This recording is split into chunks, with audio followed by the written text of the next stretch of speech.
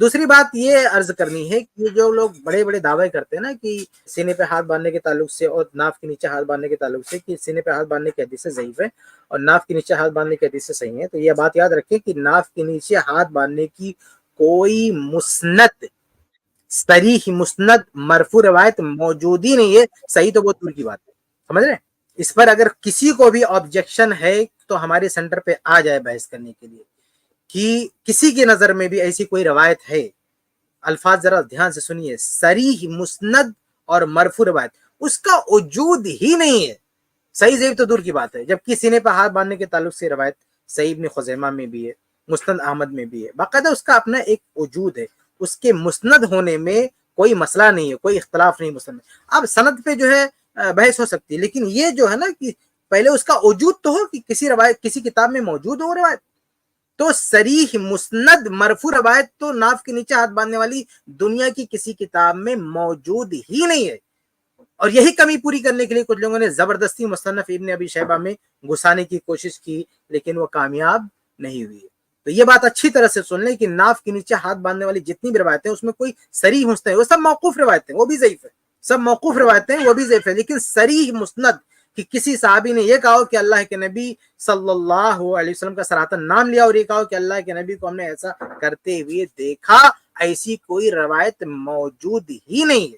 ناف کے نیچے ہاتھ باندھنے کی۔ صحیح ضعیف تو وہ دور کی بات ہے بھائی، صحیح ضعیف پر بحث کا مرحلہ بعد میں آئے گا، ایسی کوئی حدیث کا وجود ہی نہیں ہے، جہاں پوری دنیا کے حنفیوں کو اکٹھا کر کے ایسی کوئی حدیث لا کے لاؤ جو صریح مسند ہونا چاہیے، صریح مسند، اس میں نہیں کہ من السنتی قضا و قضا، نہیں، اللہ کے نبی کا نام ہونا چاہیے، کہ صریح مسند اس کو کہتے ہیں کہ اللہ کے نبی کا نام ہونا چاہیے، اللہ کے مسلم کا صریح حوالہ ہونا چاہیے، ایسی کوئی روایت موجود نہیں ہے، اس لیے یہ لوگ مجبور ہوئے حدیث گڑھنے پر، لیکن وہ کامیاب نہیں ہو پائے، ایسی کوئی روایت موجود نہیں ہے۔ جبکہ سینے پہ ہاتھ باندھنے کے تعلق سے موجود ہے، صحیح ابن خزیمہ میں، مسند احمد میں، کئی کتابیں موجود ہیں، یہ پہلی چیز ذہن میں رکھیے۔ ساتھ میں یہ چیز بھی ذہن میں رکھیں کہ ناف کے نیچے جو ہاتھ باندھنے والی روایت ہے نا، خاص طور سے سنن ابی داؤد وغیرہ سے جو پیش کی جاتی ہے، اس کے ضعیف ہونے پر پورے محدثین کا اتفاق، یہ تو بعد میں لوگ کہتے ہوئے نظر آتے ہیں کہ اس روایت صحیح ہے، ورنہ پوری محدثین کا اتفاق کی کوئی ضعیف ہے۔ امام نووی رحمہ اللہ نے کہا ہے کہ علی ضعفہ اتفاق، اس کے ذوق پر سب کا اتفاق ہے، جبکہ جو سینے پہ ہاتھ باندھنے والی روایت ہے خود صحیح ابن خزیمہ میں، اس کا مطلب ابن خزیمہ کی نظر میں صحیح ہے، اور بھی کئی محدثین نے اس کو صحیح کہا، بہت سارے اہل علم نے صحیح کہا۔ ہماری جو کتاب ہے انوار البدر، اس میں آپ دیکھ سکتے ہیں میں نے تقریباً 10 حوالے نقل کیے ہیں جنہوں نے اس روایت کو صحیح قرار دیا ہے۔ یہ دوسرا پوائنٹ آپ ذہن میں، پہلا پوائنٹ کی کوئی روایت موجود ہی نہیں ہے ناف کے نیچے ہاتھ باندھنے والی، صریح مسند موجود ہی نہیں ہے، اور دوسرا پوائنٹ یہ ہے کہ ناف کے نیچے جو ہاتھ باندھنے والی روایت ہے اس کے ذوق پر سب کا اتفاق ہے۔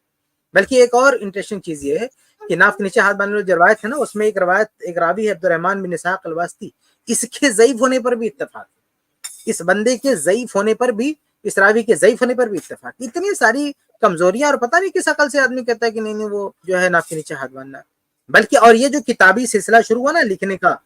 یاد رکھیں کہ سب سے پہلے دنیا میں سب سے پہلے سینے پہ ہاتھ باندھنے کی دفاع میں اور اس کو ثابت کرنے میں کسی نے کتاب لکھی ہے تو وہ حنفی عالم ہے۔ ہماری کتاب میں پوری ڈیٹیل موجود ہے، ہماری کتاب جو انوار البدر، پوری کتاب موجود ہے۔ سب سے پہلے حنفیوں میں بحث ہوئی ہے کہ ہاتھ کہاں باندھیں، سینے پہ باندھیں کہ ناف کے نیچے باندھیں، یہ بحث سب سے پہلے ان لوگوں نے اٹھایا،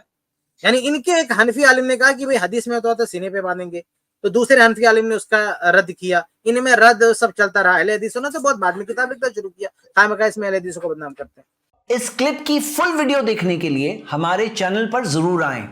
آئی پلس ٹی وی نے ایک نیا یوٹیوب چینل شروع کیا ہے جس کا نام ہے آئی پلس ٹی وی اختلاف کا حل۔ اس چینل پر صرف اختلافی مسائل پر ویڈیوز آئے گی، لیکن دلائل کے ساتھ اور بھائی چارگی کے ساتھ۔